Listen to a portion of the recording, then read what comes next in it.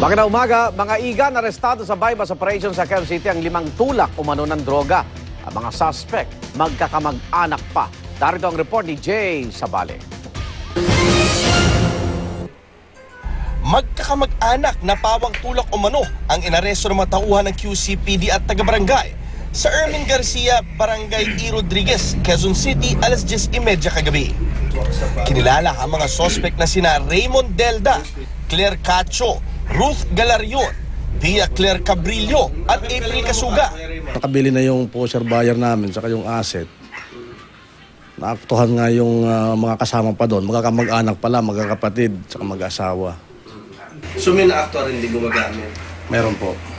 Hindi naman ikinagulat ng barangay chairman ang pagkahuli sa 5. Na-advisean ko na minsan itong batang to eh. Pero sabi na, siyempre tatanggi. Kung isang bagay na gawain na mali. Kasi hindi ko naman naaktuhan.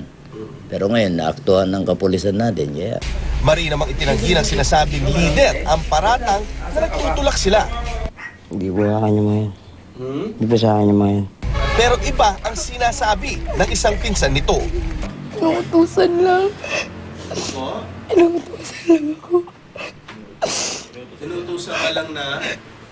Anong inuutos sa'yo? Ihatid.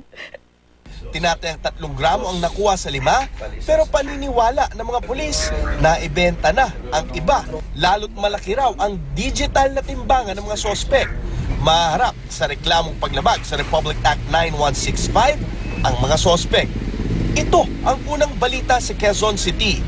Jay Sabale, reporting.